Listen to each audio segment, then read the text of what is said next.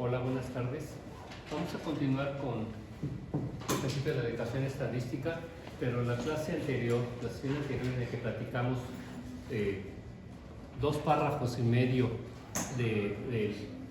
del paper sobre la economía no es una ciencia experimental del Nobel Christopher Sims, mencioné, por ejemplo, a David Henry. Y también ha salido a colación acá, ¿no? Hablamos del principio de educación estadística, retomando un libro que es producto de su tesis doctoral de Aris Spanos. Y también les digo, otra manera de decirlo es siguiendo a David Henry, que dice al principio del test, test and test, ¿de acuerdo? Entonces, miren, David Henry escribió un paper que se llama así, Econometría, Alquimia o Ciencia. Fue un paper en los 80, yo creo, o antes, yo diría que en los 80. Y así se llama el paper publicado, un artículo de revista, en un journal, en una revista académica. Y así se llama. Muy provocador el título. La econometría es alquimia, o sea, puede ser oro de cualquier metal o ciencia, ¿de acuerdo? Y les platico, ya les platiqué la anécdota. Fue de los que empezó a pensar la metodología y puso a competir su modelo con los modelos que había ingleses, por ejemplo el del Banco de Inglaterra o el ministro de Hacienda inglés, para explicar las decisiones de consumo privado. Y puso a competir su modelo y le ganó. Y entonces vamos a hablar de pruebas de englobamiento, estadísticamente hablando. Y luego nos revela al final su regresor mágico. ¿Se acuerdan cuál es el regresor mágico que introdujo en esa especificación y que con ese modelo venció a los modelos de consumo privado existentes en el Reino Unido en aquellos años? Se los mencioné en una clase. ¿No era la lluvia acumulada? La lluvia acumulada en Londres o en Inglaterra, que es una variable no estacionaria. Llueve mucho y es la acumulada, es una variable no estacionaria. Y entonces hizo alquimia, o sea, ignoró las características estadísticas de las variables en juego y utilizando ese conocimiento produjo una regresión que estadísticamente hablando mostró superior a las que había, por ejemplo, y lo dice del Banco de Inglaterra, ni más ni menos, ¿de acuerdo? Entonces, esta es una colección de sus papers más famosos y que evidentemente toma como título el libro su paper más famoso, Econometría, Ciencia o Alquimia, ¿de acuerdo? Pero en la introducción voy a pasarla rápido, porque ahí viene, por ejemplo, las 3 reglas de oro, the 3 golden rules of econometrics. Las 3 reglas de oro de la econometría are test, test and test. Entonces, de eso va, ¿verdad? Ya empezamos a ver la White, la H, vamos a ver la Durin-Watson, la Breuer-Godfrey, vamos a ver la Harke-Vera, la Ramsey-Reset, estoy recorriendo los supuestos, ¿verdad? Y vamos a ver las pruebas de estabilidad estructural, Q, pruebas de Chow. Son pruebas, pruebas y más pruebas. Otra vez, las 3 reglas de oro del econometrista. Ustedes quieren hacer buena econometría, ¿verdad? Entonces, las 3 reglas de oro del econometrista son the 3 golden rules of economics are test, test and test. ¿De acuerdo? Algo que ya leímos también que dice que los modelos, esto lo leímos con Granger, pero ¿cómo lo dice Henry? Los modelos son más o menos adecuadas aproximaciones, rather, más bien que estrictamente válidos o inválidos. Models are more or less adequate approximations, rather, más que that strictly valid or invalid. ¿De acuerdo? O sea, esto nos da otra perspectiva. En muchas materias y más adelante en sus tesis van a exigir que tu modelo pase las pruebas, como si eso fuera el meollo del asunto. No, ya sabemos que es el principio del test es test, pero los modelos son aproximaciones, mejores o peores, no válidos o inválidos, estrictamente hablando. ¿De acuerdo? Entonces, esto nos hace pensar las cosas de otra manera, así como Sims, ¿sale? ¿De qué va la introducción? Evidentemente habla del contenido de su libro, evidentemente.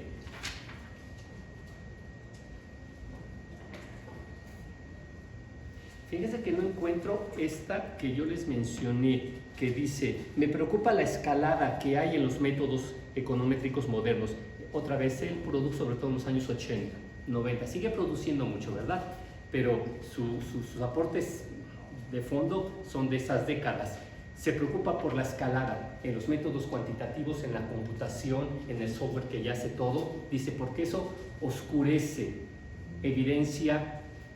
hace que evidencia no sólida parezca evidencia sólida. ¿De acuerdo? Es la cita que estoy buscando. Pero de todas maneras me quedo con, por ejemplo, en la última parte habla de algo que hemos mencionado mucho y que lo vamos a seguir hablando, exogeneidad. Es clave el tema de exogeneidad. Y aquí habla de las pruebas de encompassing, de englobamiento, ¿de acuerdo? Algo que, o sea, aquí les he dicho, no podemos ser hombres de paja, ser neoclásicos o keynesianos o post-keynesianos, sino ponernos a estudiar las teorías variopintas y ponerlas a competir estadísticamente, es decir, desprendernos de nuestras creencias, de nuestra ideología, ¿sale? Y está en línea con esta literatura, por eso dice encompassing, ¿de acuerdo? Pruebas de englobamiento. Fíjense, el paper de Alquimia y Ciencia lo publicó en Económica en 1980. En 1980. No encuentro esa cita, la voy a seguir buscando, ¿de acuerdo? Eso fue una mención. La otra fue que, a ver, hoy hay teorías económicas que hablan de que podemos hacer experimentos. Y por ejemplo, los más sofisticados, utilizando toda la potencia de las computadoras, de las tecnologías de la información, ¿verdad? Y procesamiento de información, podemos hacer experimentos. Y eso es por eso yo les presento a Sims, que dice, pero la ciencia es una ciencia, la economía es una ciencia no experimental, ¿verdad? Y está muy desencaminado a hacer eso. Porque vas a creer que estás haciendo ciencia, vas a confiar en tu inferencia estadística y lo que estás haciendo es sin sentido, nonsense, lo dice así, ¿de acuerdo? Entonces, y me llama la atención otra vez, hoy se discute en economía y hay lectores de Marx que aún hablan de experimentos, y por eso digo lectores de Marx, porque otra vez, desde el prólogo a la primera edición, la segunda página, Marx dice, no obstante, hace más de 2000 años que la inteligencia humana procura en vano desentrañar su secreto. Está hablando del dinero. Mientras que ha logrado hacerlo, cuando menos aproximadamente, en el caso de formas mucho más complejas y llenas de contenido. Está hablando de su metodología, de entender que una cosa es la apariencia y otra cosa es la esencia, ¿de acuerdo? Dice, ¿por qué? Porque es más fácil estudiar el organismo desarrollado que las células que lo componen. Cierre de párrafo. Cuando analizamos las formas económicas, por otra parte, no podemos servirnos del microscopio ni de reactivos químicos.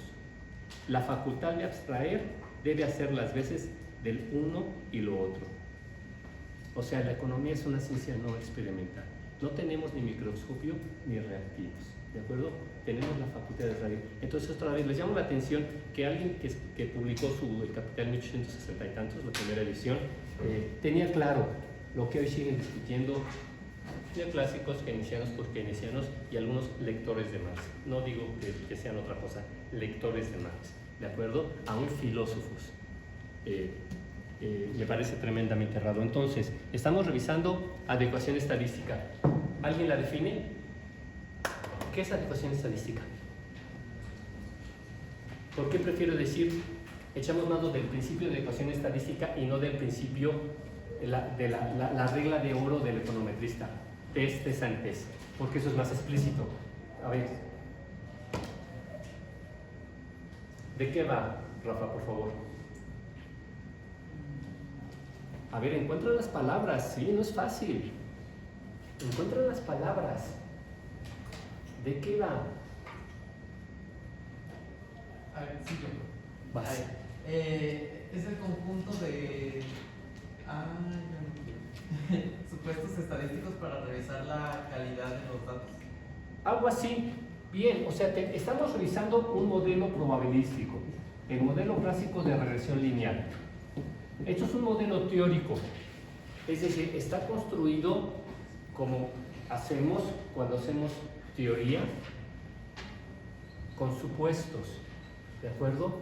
Cualquier teoría económica y no económica tiene supuestos, es algo de construcción de epistemología otra vez. Cualquier construcción teórica, elaboración humana utilizando su pensamiento, abstracción de la realidad, echa mano de supuestos. A veces los explicita y en otras ocasiones no los explicita. Y hemos dicho que en economía un problema es que los modelos económicos normalmente no explicitan todos los supuestos que son necesarios para darse consistencia interna y llegar a ciertos resultados. Y que esto es gravísimo, porque de repente los supuestos son los que determinan los resultados. Y si levantan los supuestos, se caen los resultados. Entonces es un problema de falta de lógica, ¿sí? De falta de construcción lógica en esos modelos teóricos. Entonces, estamos revisando un modelo probabilístico, el modelo clásico de regresión lineal, que tiene 9 supuestos. Ya revisamos qué es el modelo clásico de regresión lineal, algo que nos permite estimar una recta de regresión, utilizando los mínimos cuadrados ordinarios. Y esa recta de regresión es peculiarísima, es la mejor que podemos trazar alrededor de unos puntos, unas coordenadas. El valor que toma una variable en un t, el valor que toma la otra variable en el mismo t. Eso nos los provee el INEGI o Banjico. Bueno, esta recta de regresión producida utilizando el modelo clásico de regresión lineal y estimada utilizando los mínimos cuadrados ordinarios es la que minimiza esta distancia, ¿verdad? Entre el YT y el YT gordo. Este argumento es poderosísimo. Por eso echamos mano del modelo clásico de regresión lineal en el 95% de la econometría que se ha hecho, ¿verdad? A lo largo del tiempo. Porque no hay otra manera mejor de minimizar esta sumatoria de errores estimados al cuadrado. No hay otra manera, no hay una recta que supere este criterio, ¿de acuerdo? Minimiza la distancia que hay vertical, entonces la distancia entre el YT y el YT gorro al cuadrado, todo eso sumado. Ese es el criterio más atractivo del modelo clásico y el método de estimación. Minimiza la distancia vertical al cuadrado sumada. Y tiene supuestos. Y para que esto sea así, un supuesto es que el valor de los residuales, el valor esperado de los errores es 0. Para que esto sea así, sus errores tienen que ser homocedásticos. Para que esto sea así, los errores no tienen que ver unos con otros. Para que esto sea así, XT es exógena, YT es endógena. Porque si no es el caso, ¿qué es YT gorro? YT gorro no es otra cosa más que alfa gorro más alfa 1 gorro XT. ¿Están de acuerdo? Sí, Carlos, claro. Entonces ya estoy pensando el cuarto supuesto.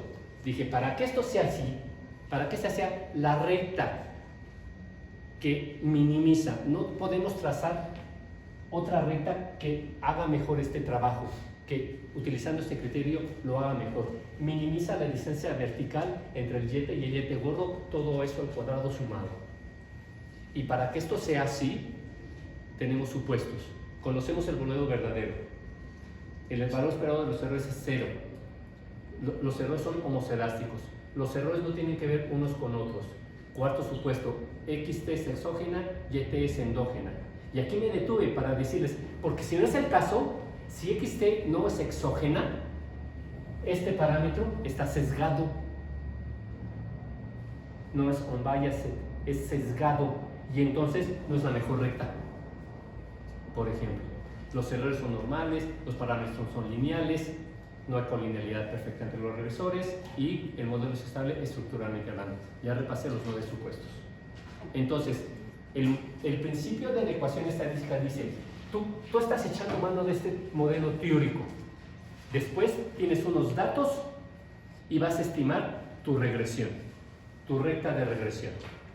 Y si son dos variables explicativas es un plano, ¿verdad? Aquí la explicativa, aquí hay una explicativa, la y la endógena, xt una explicativa, zt, y entonces esto es un plano que está hecho de dos vectores, una recta jala hacia la xt y la otra recta de regresión jala hacia la zt. Es un plano, es una hojita de papel. Aquí está, esto todavía lo podemos pensar. Estamos aquí en el salón y tenemos la recta de regresión y es el modelo bivariante. Modelo multivariante, tenemos por lo menos dos explicativas o más. Pues ya tenemos las tres dimensiones en las que habitamos: alto, el largo y la profundidad.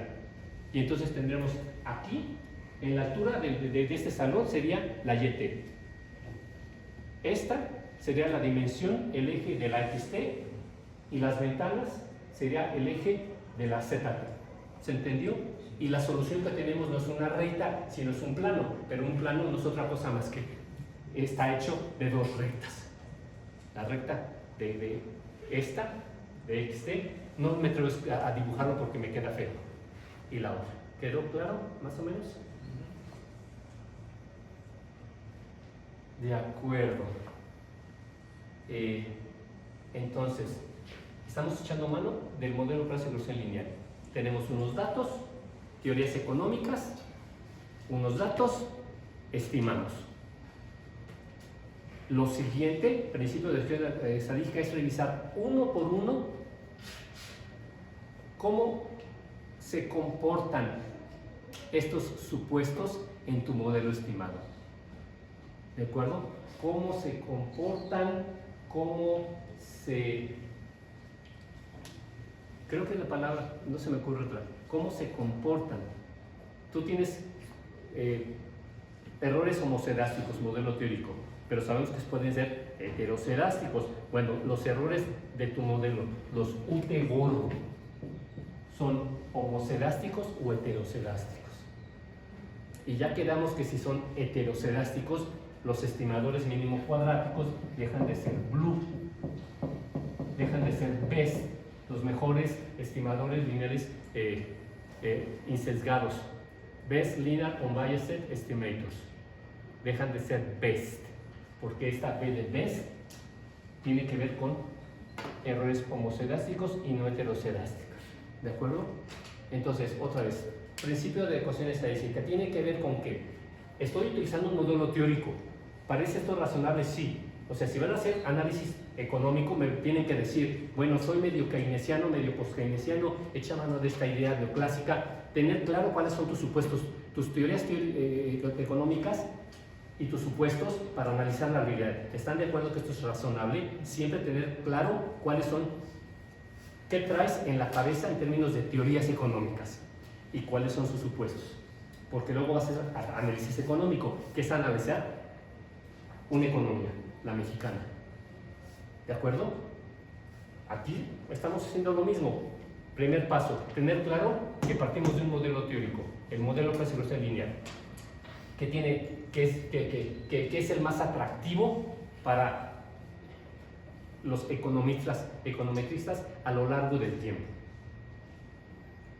Siguiente, bueno, ya voy a hacer econometría aplicada. Entonces echo mano de teorías económicas, de datos y hago mis regresiones.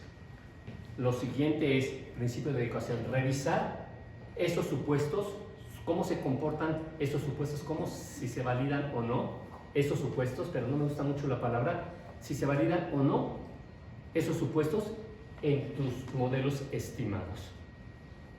¿De acuerdo? Por eso se dice que esto nos permite evaluar la calidad estadística de nuestro trabajo econométrico. Y solamente en términos de cuándo sí y cuándo no. No le vamos a hacer manita de puerco a los datos, no los vamos a torturar. ¿De acuerdo? Porque hay métodos estadísticos para producir regresiones perfectas. Y están en los libros, cómo corregir para que tu modelo pase las pruebas. Eso hoy lo prohíbe la econometría moderna, porque entonces ya no acabas hablando de los datos inspirados en ciertas teorías económicas, sino torturaste a los datos, ¿verdad? Y pasó las pruebas y tu ejercicio es perfecto y ya te ganaste el logro, ¿verdad? O pasaste un examen o una tesis. Eso se llama fraude en las ciencias, ¿verdad? Entonces tenemos que evitarlo, ¿sí? ¿Quién lo repite? ¿Qué es el principio de adecuación estadística? Vamos. Les mordió, les comió la lengua al ratón. Remy, vas. El principio de ecuación estadística consta de revisar si se validan o no los supuestos en los modelos estimados con pruebas y más pruebas. Ajá, de acuerdo. Entonces ya quedamos que el supuesto 1, el supuesto 0 no lo tocamos en este momento. Ahí sí quieres. El supuesto 0 no lo tocamos, ¿verdad? El supuesto 0 afirma que conoces el modelo verdadero, cosa que sabemos que no es cierto, ¿de acuerdo? Y que entonces, a ver, Sims por eso lo dice, al final los usuarios utilizan los datos, así lo dice, y lo combinan con juicios, opiniones y prejuicios, estoy citando a Sims, para Rich alcanzar conclusiones. Es decir, dan por buena su teoría económica y con esos datos y haciendo econometría combinan datos con juicios, opiniones y prejuicios.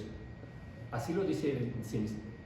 Juicios, opiniones y prejuicios para alcanzar rich conclusiones. Entonces, no. Supuesto 0, conocemos el modelo verdadero, estamos ya aware, ya estamos advertidos de que no es el caso y que por eso vamos a implementar la metodología moderna, no de lo particular a lo general, sino de lo general a lo particular, ¿verdad? Vamos a poner a competir, por lo menos en el terreno estadístico, empírico, las hipótesis teóricas. Supuesto 1, valor esperado de nuestro error es 0. Ya quedamos que basta con que incluyamos una constante en nuestra regresión para garantizar que nuestros UT gorro tengan una media igual a 0, ¿de acuerdo? Y ya hablamos de eso y no sigo hablando, ya lo vimos en la clase pasada. Segundo supuesto, errores homocedásticos y no heterocedásticos. Vimos la prueba de White. La prueba de White, ¿se acuerdan? No, ya esta es la de Arch, ¿de acuerdo? Hay una anterior, la de White, no importa. Acuérdense que la prueba de un anterior, esta es la prueba de White. Es muy interesante, otra vez, hablar de pruebas de test estadísticos, no de demostraciones. No podemos confundir las palabras. Una cosa es un test que se entiende, prueba estadística, y otra cosa es una demostración matemática, ¿no? Con una prueba no demuestras, no, por favor. Entonces, 1, 2, que normalmente hay algo que se llama regresiones auxiliares. Y esta se llama la prueba de White por la especificación que propuso White para analizar el segundo supuesto. Es decir, White escribió y argumentó sólidamente, estadísticamente hablando, que si tú del lado izquierdo tienes a los UT gorro al cuadrado, o sea, tienes a la varianza de tus residuales estimados, y pones del otro lado a las explicativas de tu modelo condicional, ya le pusimos nombre, entonces ese es el modelo que se desprende de nuestras teorías económicas, entonces se llama modelo condicional, es nuestra regresión, pero a partir de esta vamos a hacer pruebas, regresiones auxiliares, y entonces mucho de la especificación de algunas regresiones auxiliares tiene que ver con la regresión del modelo condicional. Y entonces aquí tengo las explicativas en la de White, las explicativas de la condicional, sus cuadrados y su producto cruzado, ¿de acuerdo? Y él dice, esto sirve para explorar si tus errores se comportan de manera homocelástica o heterocelástica. Y ya vimos, tratamos de encontrarle sentido en otra clase a eso. No lo voy a repetir, pero tratamos de entenderle. De eso va la econometría. Proponer una especificación y entender la especificación. Esta es la síntesis de teorías económicas. En lugar de tanto bla bla bla, mejor lo escribo en una ecuación así de breve. Pero detrás de esto está toda la teoría económica de la cual podemos echar mano. ¡Wow! Detrás de esto que escribo en 30 segundos está toda la teoría económica que encontré al respecto. No libros y libros. ¡Wow! Es la manera más sintética de decir las cosas.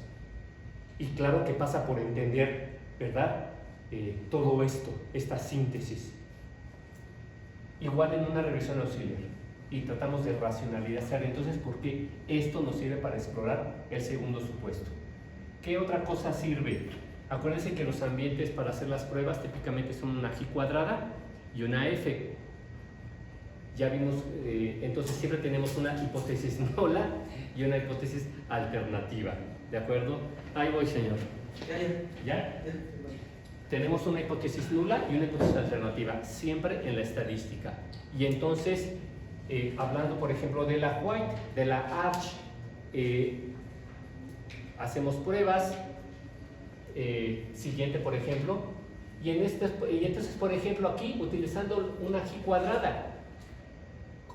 ¿Qué es esto? Ya lo vimos otra vez, acuérdense. Esta es la G, me quedó medio feita. Este es el umbral, la frontera, el valor crítico. Tiene estos distintos nombres. Que separa la zona de no rechazo de la nula con la zona de rechazo de la nula. ¿Verdad? Y está ajustada por grados de libertad. Y entonces, ¿a dónde nos vamos a posicionar? Es el número de observaciones en la regresión auxiliar por el R-square obtenido en esa regresión auxiliar. Típicamente esto va a ser muy próximo a 0, ¿verdad? En la que acabamos de ver en la prueba de White. Muy próximo a 0. De manera que vamos a estar típicamente en esta zona de no rechazo de la nula, que por principio de simplicidad, de parsimonia, es el principio que rige qué es nulo, qué es alternativo, los errores son homocelásticos y no heterocelásticos, porque heterocelástico podría ser cualquier cosa. Homocelástico es que se comportan bajo ciertas bandas, no las rebasan, hay un piso y un techo. ¿Sí, Carla? Vamos con el tercer supuesto. Los errores no tienen que ver unos con otros. Y ya les decía, vamos. Aquí nos quedamos. ¿Se acuerdan? Aquí nos quedamos. Tercer supuesto. Los UT gorro no tienen que ver unos con otros. Es decir, si hay alguna gráfica de dispersión entre los UT gorro y los UT gorro rezagados, esta gráfica está bien feita, porque me está sugiriendo que hay una asociación lineal positiva entre este par de variables, en este caso los UT gorro y los UT gorro rezagados. ¿De acuerdo? ¿Cómo se ve eso? Esta es la gráfica que nos muestra típicamente el software, el Biosstata. Nos muestra arriba el valor observado, es decir, el valor que nos proporciona el INEGI, y el valor estimado de la endógena, y abajo los UT gorro contra el tiempo, contra T. Y les decía, tenemos que, aunque ustedes no lo vean así, tenemos que aprender a leer radiografías como traumatólogos, y esto está fracturado, múltiple, porque esto implica una fuerte asociación lineal entre los UT gorro. Positivos se siguen de más positivos, se van haciendo más chiquitos, más chiquitos, más chiquitos, más chiquitos, más grandotes, más grandotes, más grandotes, más grandotes. Así no se debe ver una gráfica de los UT gorro contra el tiempo. ¿De acuerdo? Siguiente. Esto sugiere una fuerte asociación lineal negativa, que tampoco nos gusta. ¿Cuál es la asociación que esperamos? Nula, ¿verdad? Entonces, aquí estoy sugiriendo, de hecho, ya sabemos que ¿a cuánto ascendería el coeficiente de correlación entre esta nube de puntos? casi menos 1, ¿verdad? Muy próximo a menos 1. No nos gusta. ¿Qué implica un casi menos 1? Como caso de Joule, te casas, te mueres, ¿verdad? Me saludó un profesor. Paramos, por favor. Tiene examen. Una gráfica de dispersión, los UT gorro contra los UT gorro rezagados. Puede ser menos 1, menos 2, menos 4, ¿de acuerdo? Es un tema muy interesante que analizó Granger. ¿Cómo se ve esta asociación lineal negativa que viola el tercer supuesto? Así se vería. Esos errores tampoco son aleatorios, son no aleatorios. Hay un patrón de comportamiento. Positivo, negativo, positivo, negativo, positivo, negativo. Esto quiere decir que hay información en esos residuales. Otra vez, de fondo, cuando estamos afirmando, ya racionalizamos cada supuesto. ¿Qué es racionalizar? Ya pensamos qué se juega en cada supuesto. Y que digamos que los UT no tienen que ver unos con otros, quiere decir que no hay información ahí. Que esa es la parte sistemática de la regresión y esta es la parte no sistemática, implicando que no hay información. No hay información. ¿Cómo se tiene que ver? Siguiente. Algo así. Esto está estilizado, pero si ustedes le sacan una correlación a algo que es una nube de puntos, ¿verdad? Que se parece a algo así, su coeficiente de correlación es próximo a 0, ¿de acuerdo? ¿Cómo se ve? Algo así. Eso sí es, eso no tiene roto los huesos, ¿de acuerdo? Les he dicho que de hecho, si tratamos de hacer una gráfica de residuales independientes, sin dependencia temporal unos con otros, ausencia de autocorrelación serial, es difícil porque la mano, la mano es un continuo, ¿de acuerdo? Vamos a ver, esto fue un análisis gráfico, vamos a ver dos pruebas, la Durbin-Watson y la Breuer-Gottfried. Durbin-Watson, ¿cuál es la regresión auxiliar de la Durbin-Watson? UT contra los propios UT rezagados un periodo. Y estos son los residuales de esa propia regresión auxiliar. ¿Qué les llama la atención de 412? Ya dije algo. A ver, estamos explicando los residuales con los propios residuales rezagados. Eso está peculiar, ¿verdad? Tenemos que racionalizarlo. ¿Qué otra peculiaridad tiene esa regresión? No tiene constante. ¿Por qué no lo dicen? No tiene constante. Atrévanse a decirlo. No tiene constante. ¿Por qué no tiene constante? Porque ya verificamos el primer supuesto. Valor esperado de los errores 0. ¿Verdad? De manera que si esto tiene una constante, acuérdense que la constante tiene que ver con el valor medio, tiene que ver con el valor medio de la endógena, ¿de acuerdo? Antes de ver esto, ¿qué esperamos de ese parámetro, de esa letra griega que es la ρ? ¿Qué esperamos? ¿Qué esperarían en el caso favorable, en el caso no favorable? ¿Cuál es el caso favorable? ¿Cuál es el caso no favorable? Hablando de este tercer supuesto. Favorable sería que no existe relación entre los residuales. Los residuales y pues no favorables que sí existe. De acuerdo, entonces esperamos, la hipótesis nula es que este ρ es igual a 0. O sea, no hay poder explicativo de esta variable sobre esta variable. En este caso, de los residuales rezagados respecto a los siguientes residuales, al siguiente t. Cuando yo explico esto, aquí sí tiene que haber poder explicativo. La xt me tiene que servir para explicar la yt. Si no, tengo que revisar mi teoría económica y buscarme no la xt sino la zt. Yo espero que con esta xt explique mucho de la variabilidad de yt. Es decir, que el r square de esto se aproxime a 1 y no a 0. ¿Vamos bien? Y eso pasa porque este alfa 1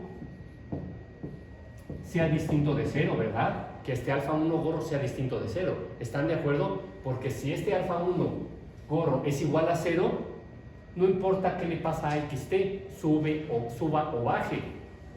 Su efecto sobre la YT es nulo. Entonces, otra vez, en una regresión, espero que XT tenga poder explicativo respecto a la YT. 1. Y 2, que el parámetro en cuestión sea distinto de 0. Pues aquí, evidentemente, busco lo opuesto, porque espero que los residuales no tengan que ver unos con otros. Entonces, que los residuales del T anterior no tengan poder explicativo sobre los residuales de este T. Es decir, que el ρ sea igual a 0. Alternativa, que sea distinta de 0. La Durbin-Watson, ¿por qué utilizamos ρ? Porque esto coincide con el coeficiente de correlación. Es el único caso en el que exactamente coincide el parámetro estimado con el coeficiente de correlación. Acuérdense que este parámetro estimado también es una covarianza. ¿Se acuerdan? También es la covarianza entre X y Y. Pero ¿cómo está estandarizada? No como una correlación, no por el producto de las desviaciones estándar, sino utilizando la varianza de X. ¿Ya se ha acordado? Sí, Carlos, claro que sí. Pero en este caso se utiliza la ρ porque esta es una regresión auxiliar muy particular.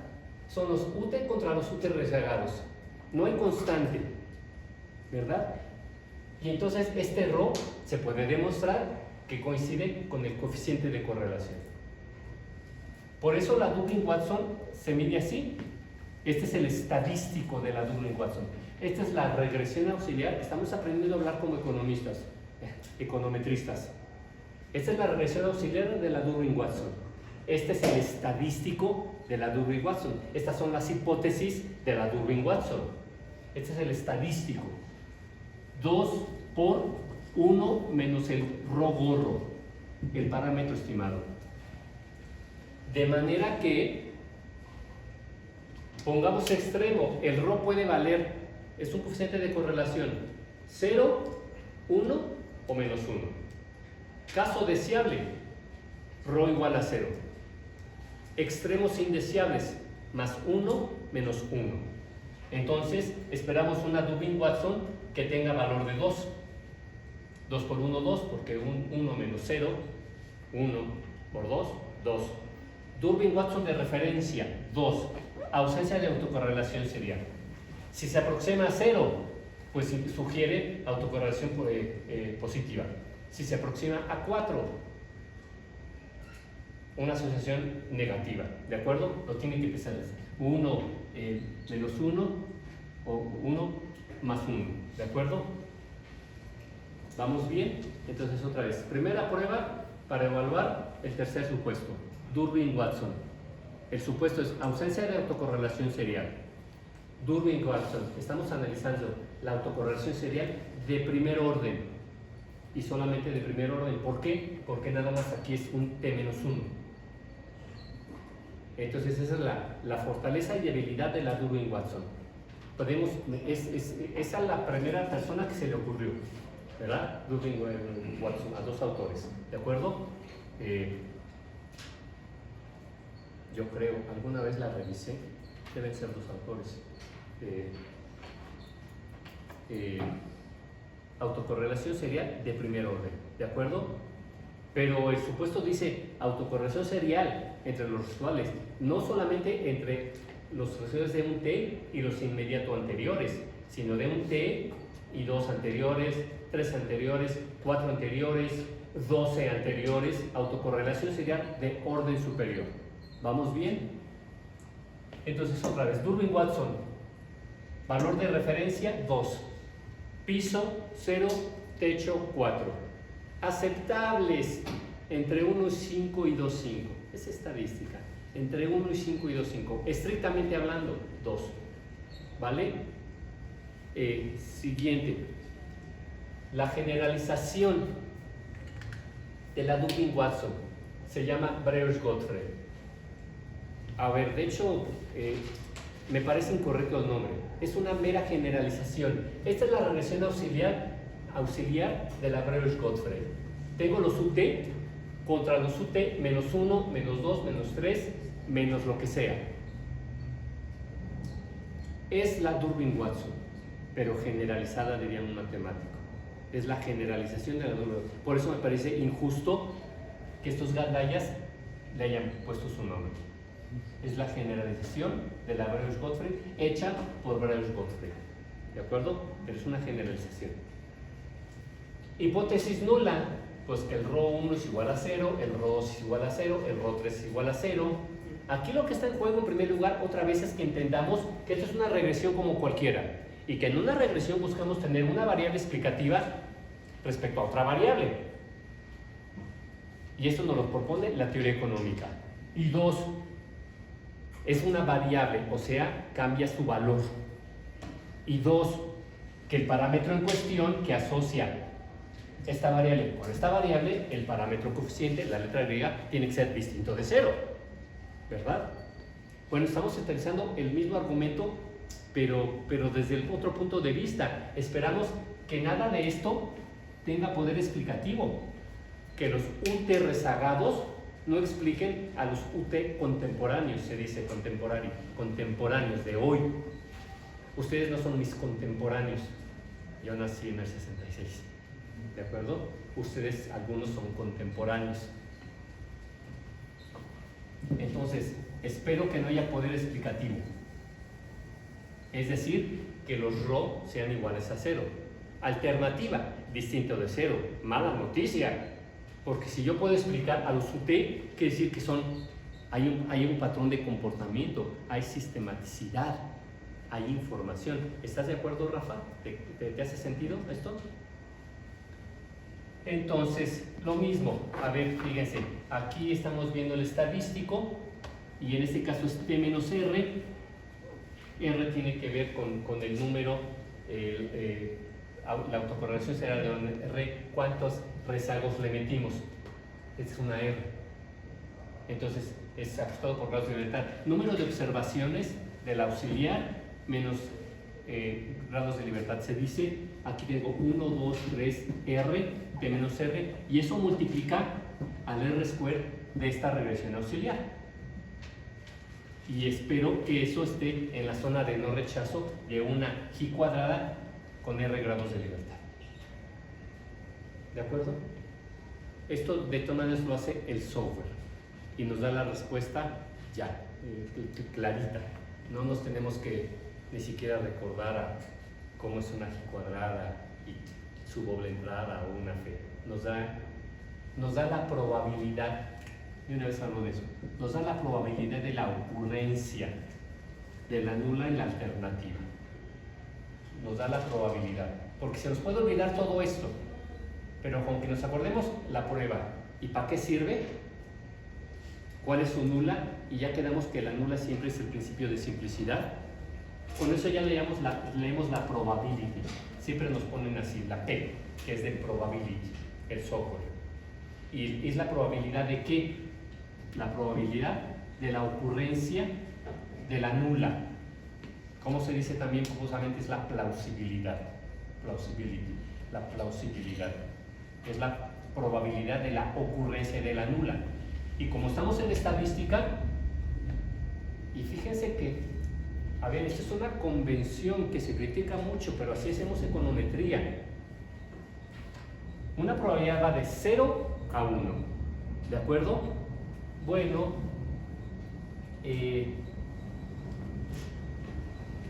esto siempre lo jugamos de una probabilidad al 95% y la alternativa le asignamos una probabilidad del 5%. ¿De acuerdo? Voy introduciendo esto que ya nos facilita el software. Nos dice, nos da toda esta información que de repente se nos puede olvidar cómo leer. pero con que nos acordemos a veces la prueba. ¿De qué va la prueba? Su hipótesis nula y leemos la probabilidad. ¿Verdad? Otra vez voy a traducir eso correctamente. Se me va cómo hacerlo. Es que es una manera de ponerlo, pero no quiero ponerlo de esa manera. No. Al rato cargo RAM. Sigamos, por favor. Sigamos. Vamos a entrar. Ya terminamos el tercer supuesto. Vamos al cuarto supuesto. Ahí. Esto está buenísimo. Bueno, es para divertirnos, relajarnos un poquito. Pero en su momento me divertí mucho. Porque miren, este tío, Lecuanda, es profesor de estadística y econometría en el ITAM. Y éramos cuates. Pero tiene la piel muy delgada. Se dice, ¿verdad? Entonces le preguntan, y claro que nos seguíamos. Oye, profe, y mire cómo dan L ecuación, ¿no? Del ITAM. Buenas noches. ¿Es posible que al probar autocorrelación, Durbin-Watson y Breuer-Gottfried, buena pregunta del estudiante, se contradigan? Y si así es el caso, ¿con cuál concluimos? No, no debería de ocurrir, pues todas las pruebas deberían llevarte a la misma conclusión. Pero si ese es el caso, ya no entendí mucho su argumento, ¿verdad? Pero si ese es el caso, debemos preferir la conclusión de las pruebas más robustas. Por ejemplo, y se le va, porque es eso de la prueba, pero que no tiene que ver con la correlación, Breus-Pagan sobre Durbin-Watson. No sabe de qué está hablando. Vámonos con calma. Otra vez, les dije que el ambiente de las pruebas son ambiente F y G. Y que no hay prueba definitiva. Por eso hacemos pruebas en plural. Y hasta menciono en el PowerPoint que si nos llevan a resultados distintos, una dice quédate con la nula y otra dice quédate con la alternativa, preferimos la F porque ajusta doblemente numerador y denominador los grados de libertad.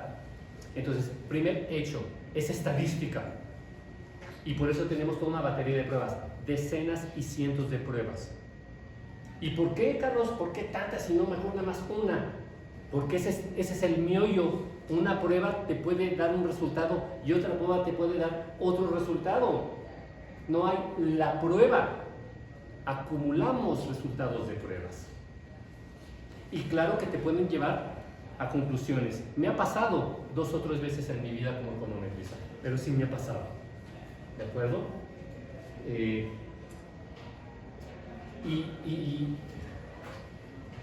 Entonces, otra vez, la prueba es correcta, la pregunta del alumno es correcta, sí, te pueden salir resultados distintos en las pruebas, se contradicen, una que te quedes con la nula, otra con la alternativa. No debería ocurrir, no, sí ocurre porque es estadística y por eso tenemos toda una batería de pruebas. 2, ¿con cuál te quedas?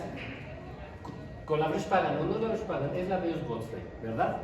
Sobre todo, tampoco tiene sentido, otra vez, porque mide cosas distintas. La Durbin-Watson es autocorrelación serial de primer orden y la Breuer-Gottfried de segundo, tercero, quinto, que incluye el primer orden, ¿de acuerdo? Pero te dicen cosas distintas, ¿de acuerdo? Y otra vez la discusión tiene que ver sí con el diseño de la relación auxiliar, pero también con la distribución que utilizas para hacer la prueba, F o G, ¿de acuerdo? Y hoy el software es potentísimo, nos las da en ambos ambientes, ¿de acuerdo? Siguiente, cuarto supuesto, ¿de acuerdo? Exogeneidad. Otra vez.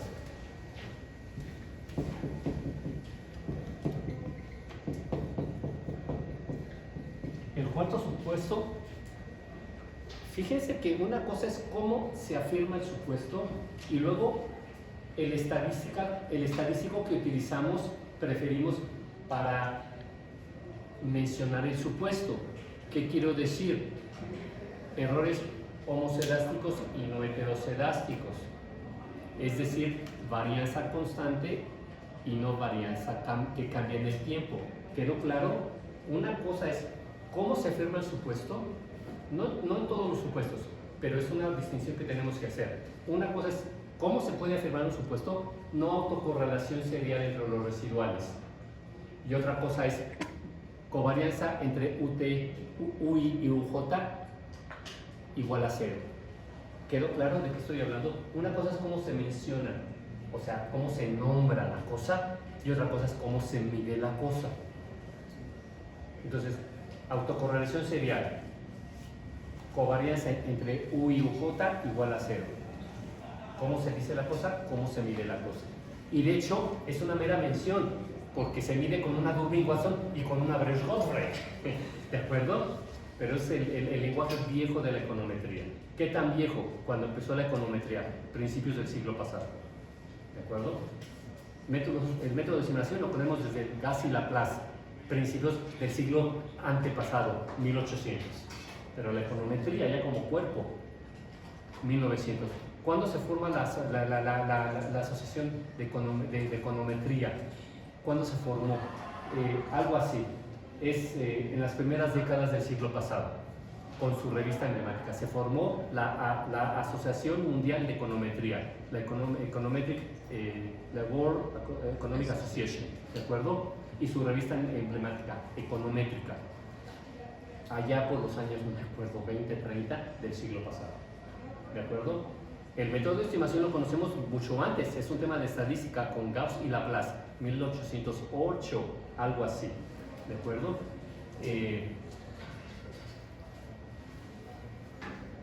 ¿Cómo nombramos el supuesto? ¿Cómo se denomina? Carlos Guerrero de Lizardi, ¿verdad? Y otra cosa es cómo se mide, 1,71, ¿de acuerdo? En este supuesto ya revisamos libros y nada más nos dicen covarianza entre XT, UT igual a 0. Y uno se queda, bueno, pues tiene que ver con esto, ¿no? La covarianza entre XT y UT igual a 0. Pero ya quedamos que esta implica exogeneidad. Entonces les llamo la atención en primer lugar que ni siquiera se nombra el supuesto, sino se dice cómo se mide. Covarianza entre XT y UT igual a 0. Y ya tuvimos que tomarnos con calma para decir, lo que está en juego es que si bien se mide así, XTUT, covarianza igual a 0, de lo que nos habla este cuarto supuesto es de que XT causa a YT, pero YT no causa a XT. Eso es exogeneidad clásica. Le pusieron el nombre los econometristas modernos, exogeneidad clásica, porque en matemáticas, ¿qué es exogeneidad? Exogeneidad es que el valor de la variable no se ha determinado dentro de ese propio sistema de ecuaciones. ¿Se acuerdan? Sistema de ecuaciones exógeno, endógeno. Resultas simultáneamente. De eso estamos hablando. Estoy tratando de recordarles y decirles que una cosa es la endogeneidad, exogeneidad en matemáticas, otra cosa es en economía. Ya vimos un ejemplo de la cantidad de dinero que muy bien el Banco Central es el único que tiene la autoridad para emitir billetes y monedas, pero que no se entienda que eso es exógeno, porque esa decisión puede depender del sistema financiero, de las necesidades del sistema financiero. Entonces, a ver, tenemos que pensar un tema clave, exogeneidad y endogeneidad, desde las matemáticas, en primer lugar no confundirlos y distinguir desde las matemáticas, desde la construcción de modelos teóricos, económicos y desde la estadística. Entonces, cuarto supuesto, ni siquiera se le nombra, nada más se le menciona. Covarianza entre XT o UT igual a 0. ¿Qué implica?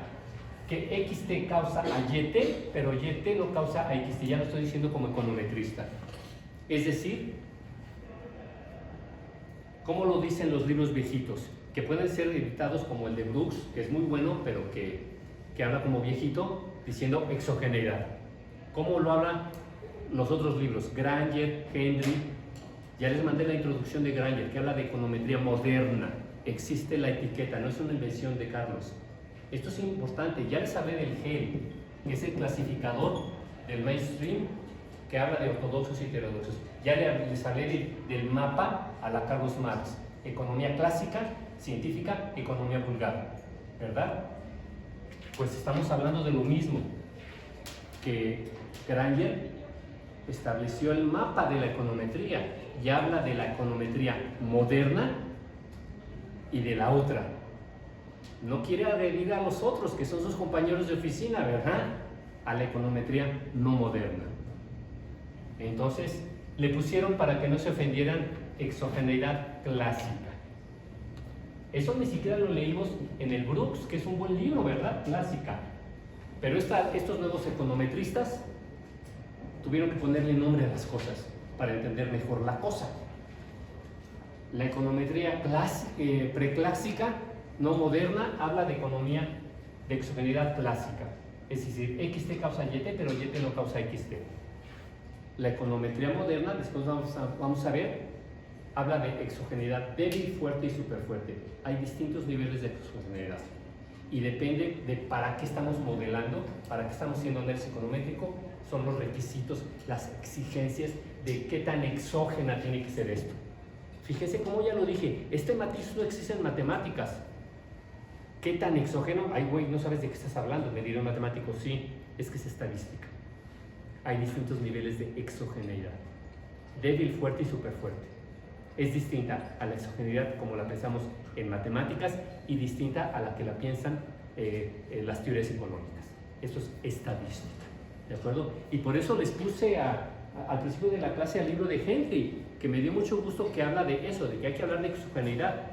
Y el último tema que pone en su introducción de su libro, de englobamiento, de poner a competir las especificaciones y determinar calidades estadísticamente. Les voy a presentar aquí un contraejemplo, ¿de acuerdo? Es decir, este supuesto afirma que la covarianza entre XT, UT es igual a 0. Y si ese es el caso, hay exogeneidad clásica. Vamos a ponerlo entrecomillado clásica, porque eso fue simplemente para ponerle una etiqueta, ¿verdad? ¿Por qué es una mera etiqueta? Porque ya vimos cómo se justifica este supuesto, ¿se acuerdan? Cómo lo justificaron los libros y ya los revisamos, diciendo que esto es un proceso estocástico, pero que esto es un proceso determinístico y que por tanto, y este es un proceso estocástico también, y por tanto, si estoy mezclando, estoy mezclando el universo matemático con el universo estadístico, la covarianza es 0. O sea, fue una mera declaración. Ya lo vimos en los libros, creo que van a volver a salir a ocasión, pero ya no hablamos de esto. ¿Cómo se defiende ese supuesto? ¿Cómo se dice que sí se valida? Es una tomadura de pelo. Es una tomadura, Carlos, estás hablando de la econometría, es una tomadura de pelo. ¿Cómo se justifica? ¿Cómo se justifica que este supuesto se valida? Sacando una liebre del sombrero, haciendo un acto de magia, diciendo, y les he dicho, uno de ustedes utiliza AXT para explicar a YT. Y en otro momento, otro de ustedes utiliza a ZT para explicar a XT. Y es al capricho del investigador, por eso esto no es ciencia. Porque si quiero defender el cuarto supuesto, digo, es que XT es determinística, no estocástica. Pero el compañero de al lado, o la compañera y demás son pareja, o sea, ya estoy poniendo así la contradicción en los peores términos, dice que no, que XT para ti es determinística, pero para mí es estocástica, porque yo la puse de este lado para explicarla con la ZT. O sea, el rol cambia, pero es una ocurrencia de la econometría premoderna, ¿de acuerdo? Contraejemplo, ¿qué pasa? Entonces, primer modelo macroeconómico en la historia, el modelo de Samuelson de 39, ¿de acuerdo? Tenemos la función consumo. El consumo depende del ingreso. algo que tengo que explicitar y que nos han enseñado mal macro. Nos dicen, esta es una ecuación identidad. Y nos dicen, se cumple. Así nos han dicho las identidades. Espérame, pero detrás hay funciones de comportamiento. Y se cumple por construcción. ¿De acuerdo? Entonces, el consumo depende del ingreso. Pero el hecho, o sea, parece que se le despoja de teoría a las identidades. Pero el hecho de que tú me afirmes que el ingreso no es otra cosa más que la suma del consumo y la inversión, implica que ya me pusiste del lado izquierdo a YT, que depende, que es la suma de CT más IT. Otra vez, nos enseñaron mal, nos enseñaron a interpretar incorrectamente que es una ecuación identidad, una ecuación de comportamiento, porque se les despoja de su contenido teórico. ¿De acuerdo? Y por eso ahorita están atorados pensando esto. Porque esta sí la reconocen como una función de comportamiento. El consumo depende del ingreso. Pero aquí también hay teoría económica que afirma que el ingreso es igual a la suma del consumo más la inversión.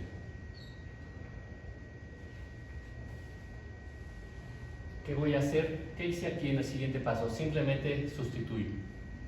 Para evidenciar esto. Oye, no, esto es, aquí no hay teoría. Oye, ¿qué es el consumo sino todo esto? Aquí está. ¿Cómo que no hay teoría? ¿Cómo que no hay teoría? ¿De acuerdo?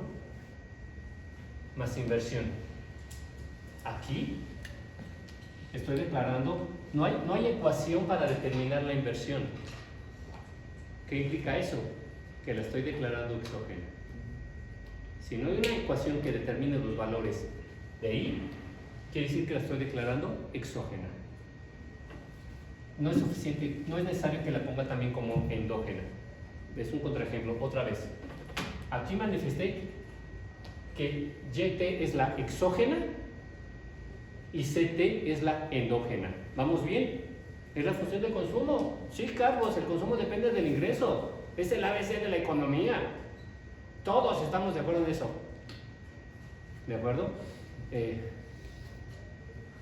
Otra vez, ¿todos están de acuerdo en esa afirmación? Las decisiones de consumo, de cuántos bienes y servicios compramos, dependen del ingreso. Pero esa es la versión keynesiana, ¿verdad? Porque la neoclásica diría que también relacionamos a los precios relativos. Aquí nada más está en juego el efecto ingreso y Keynes tiró a la basura el efecto precio. ¿De acuerdo? El efecto de los precios relativos. Pero detrás de todo esto están nuestras preferencias. ¿Vale? De todas maneras, en esta afirmación les digo que esta afirmación es superficial. Porque la pregunta de fondo es: ¿y de dónde salió el ingreso? Los pesos que tengo en el bolsillo, diría un marxista. Esa es la pregunta de fondo, ¿verdad? Si no, nada más analizas la apariencia, la envoltura del problema.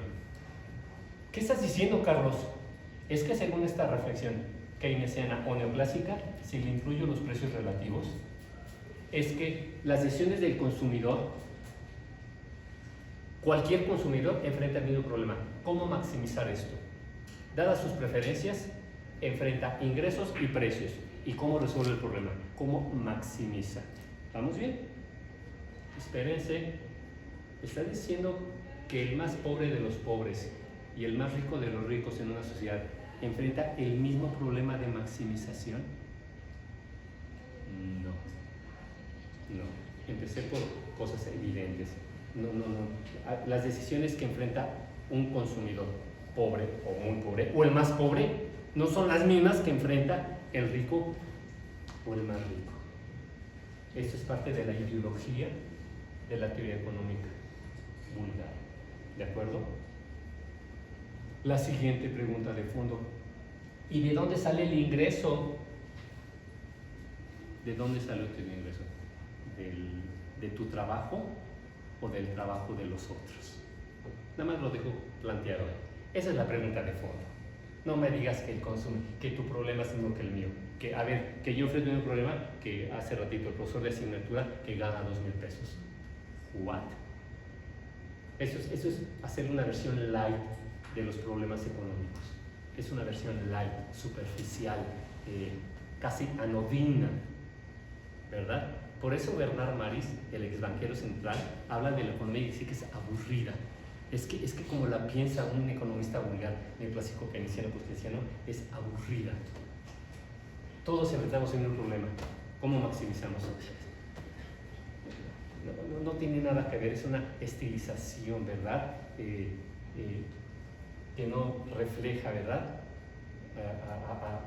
A la toma de decisiones de los agentes económicos reales. Bueno, otra vez, entonces, función de consumo keynesiana. Y luego les decían en macro o en micro, ecuación de identidad, se cumple. No hay teoría, se cumple. Claro que hay teoría. Y aquí la estoy visibilizando. Sustituí, puse aquí el consumo. ¿Qué estoy haciendo de hecho de fondo? En esta regresión estoy planteando que esta es la exógena y esta es la endógena. Pero aquí me estoy desdiciendo. Es la construcción de la macro, nonsense, que dice Christopher Sims. Macroeconomía y realidad no tienen que ver. ¿Por qué? Véanlo. Sale Alex. Aquí afirmamos que el ingreso es exógeno y el consumo es endógeno. Y aquí abajo me estoy desdiciendo, porque estoy diciendo que el ingreso es la endógena y estas dos son las exógenas. Y entonces por eso ya tenemos que hablar de grado de exogeneidad. Débil, fuerte o superfuerte. ¿Cómo visibilizo eso? Pues simplemente sustituí 4.24 en 4.25. Y aquí tengo que el ingreso es consumo autónomo más propensión marginal multiplicada por el ingreso más los UT de esa regresión más la inversión. ¿Vamos bien? Y luego, ¿qué hice? Pasé esto para acá y factoricé, ¿verdad? Sobra decirlo, ¿verdad? YT es por 1 menos B1, ¿verdad? Esto lo pasé para acá, entonces YT por 1 YT, y lo pasé para acá restando, menos YT menos B1 menos B1 Y, beta 1, ¿vale? Y luego lo pasé de vuelta. Y miren, voy a reescribir esto. YT es igual a una gamma 0 más una gamma 1 y T más unos ET. Carlos, ¿es lo mismo? Sí, estamos aprendiendo econometría. Esta gamma 0 o la letra que sea en griego es esto. Gamma 1, ¿qué es?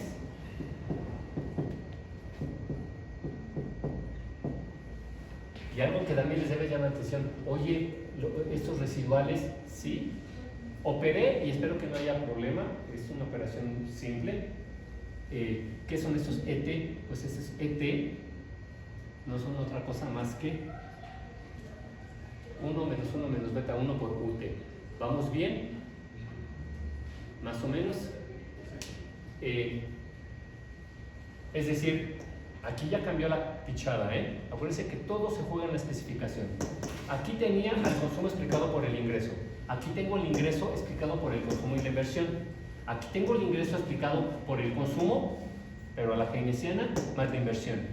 Pasé a aquel lado, factoricé, lo regreso y de nuevo tengo el ingreso, pero depende de esto, que no tiene una variable en juego, de este parámetro que está hecho de 1 entre 1 menos beta 1 por IT, más los residuales, pero multiplicado por 1 menos beta. Lo pasé para allá.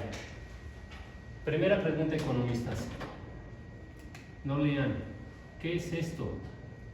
¿Qué es esta ecuación? No lean, por favor.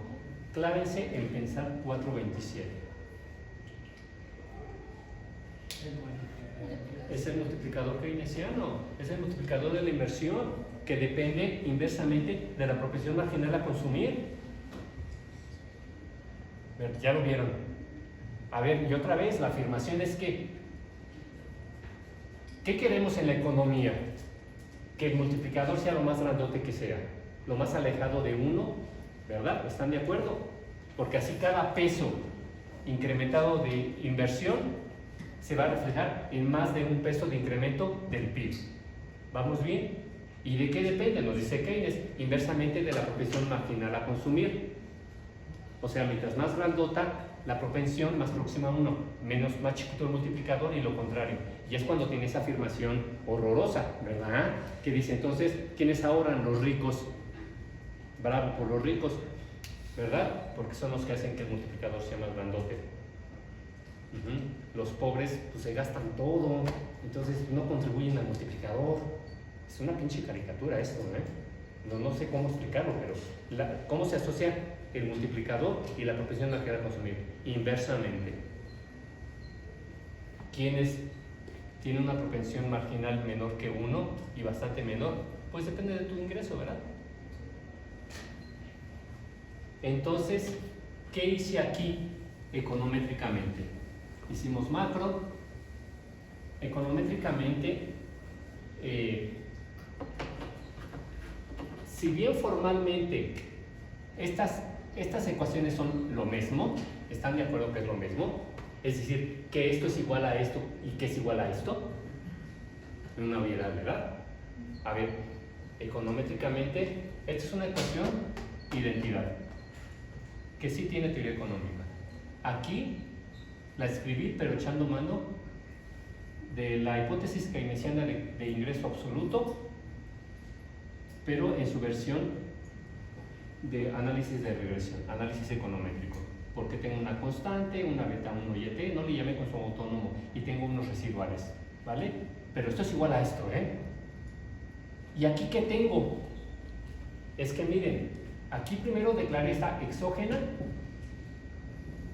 y esta endógena. Pero luego aquí visibilicé que no, que la que suponía que era exógena depende de la endógena. Entonces, es un contraejemplo. Estoy negando la afirmación. La afirmación es XT causa YT, pero YT no causa XT. Aquí estoy diciendo YT causa CT, pero CT también causa YT. ¿De acuerdo? Es un contraejemplo. Y luego lo escribí de esta manera, 426, sustituí, pero en 427 operé. Mandé de este lado, factoricé, lo regresé. Esta ecuación es muy interesante porque, a diferencia de esta, de 426, esta se llama forma estructural y esta se llama forma reducida. Jerga de los econometristas. ¿Cuál es la diferencia? Fíjense que en las formas estructurales, bueno, tengo a la YT explicada por la propia YT, pero de fondo por el consumo, ¿verdad?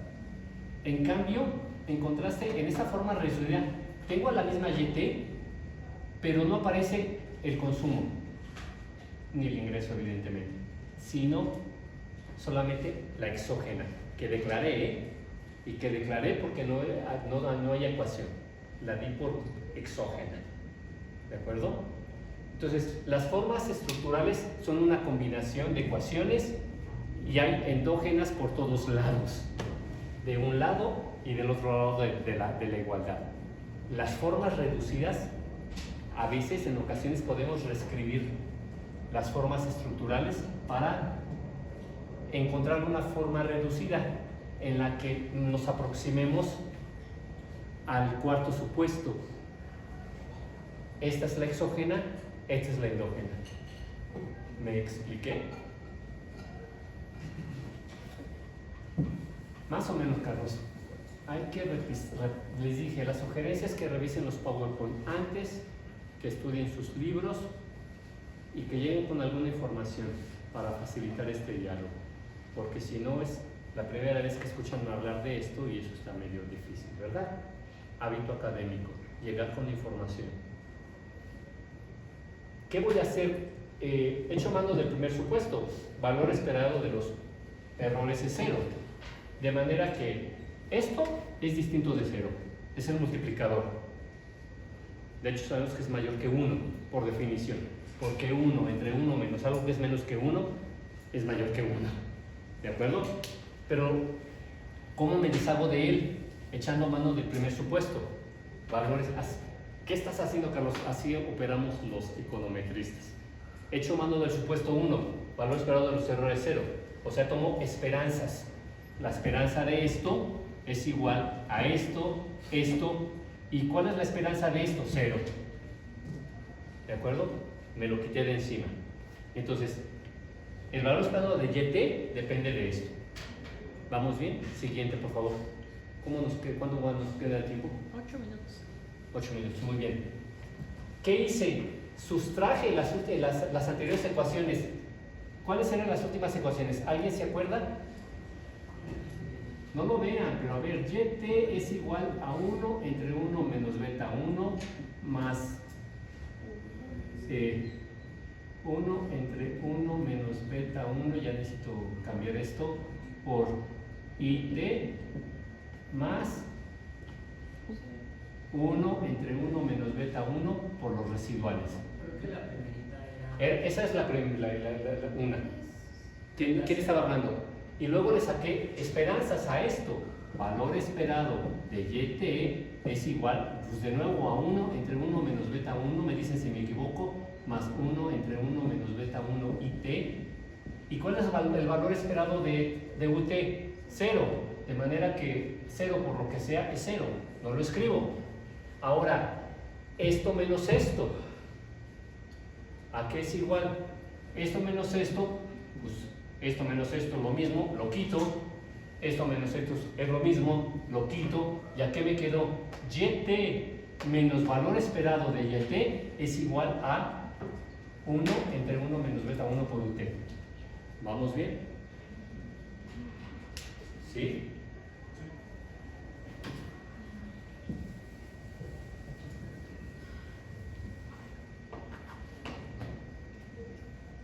Recordando, considerando que es UT menos valor esperado de UT, eso es igual a UT. ¿Están de acuerdo? Esto es para acordarles la fórmula de la covarianza, de la varianza y de la covarianza. Otra vez, aquí no deben tener problema. UT menos valor esperado de UT, pues es UT, ¿verdad? Porque esto es 0. Eso lo voy a utilizar para hablar de varianzas y covarianzas.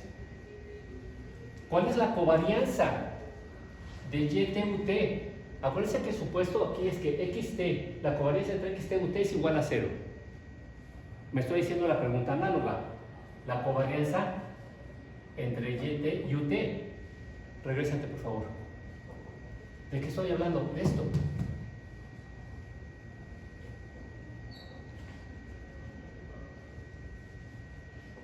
¿Cuál es la covarianza? O de esto, vamos a rastrearlo. O de esto. A ver. Me tuve que. Hold your horses, Carlitos. ¿De qué estoy hablando? Covarianza entre YT y UT igual a 0. El caso análogo del cuarto supuesto. ¿De cuál de esas ecuaciones estoy hablando?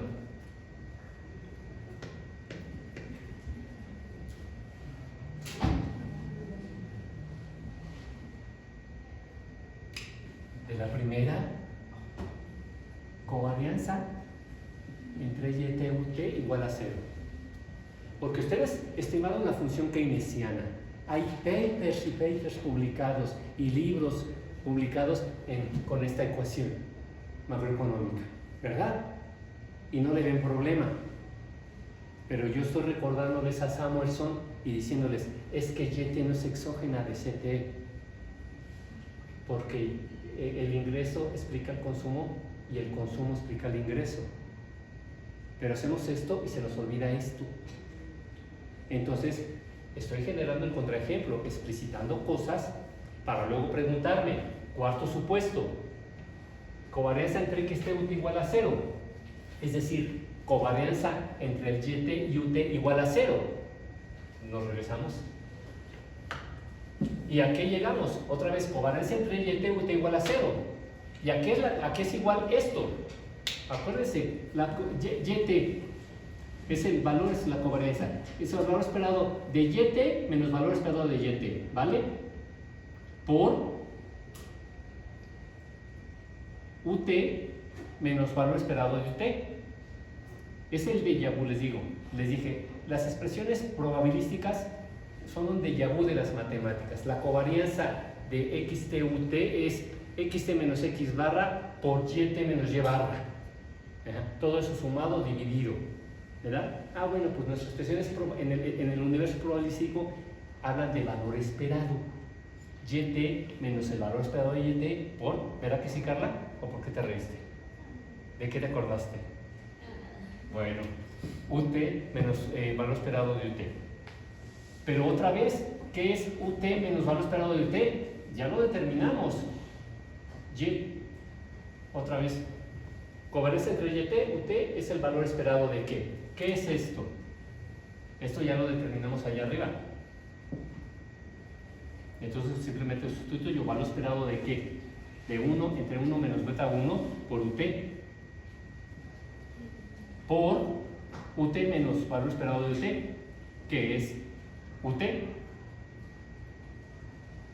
Entonces la covarianza entre yt ut es igual al valor esperado de 1 entre 1 menos 1 entre 1 menos beta 1 por ut, ¿verdad? O sea, la varianza de ut entre 1 menos beta 1. Y esto por definición es distinto de 0. ¿Qué hice? Un contraejemplo. ¿Por qué? La afirmación del cuarto supuesto es que la covarianza entre el regresor y los residuales es 0. Covarianza entre xt ut es igual a 0. Y les he enfatizado de qué va este cuarto supuesto. De la asociación que tienen xt y ut, no. Este supuesto de fondo tiene que ver con la exogeneidad de xt respecto a yt.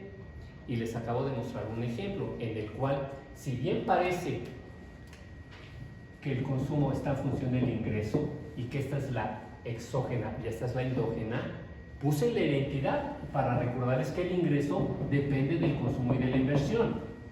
O sea que yt no es exógena respecto a ct. Y seguí con el argumento matemático, ¿verdad?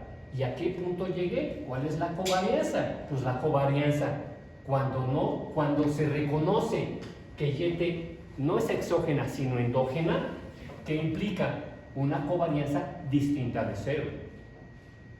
Porque esto, puedo decir malas palabras, a producto de gallina, a huevo, es distinto de 0. Y ut por ut a huevo es distinto de 0. De manera que es los ut al cuadrado entre 1 menos beta 1, que es un numerito próximo a 1, por definición, son distintos. Es un cociente distinto de 0. Es un contraejemplo. ¿De acuerdo? Le paramos.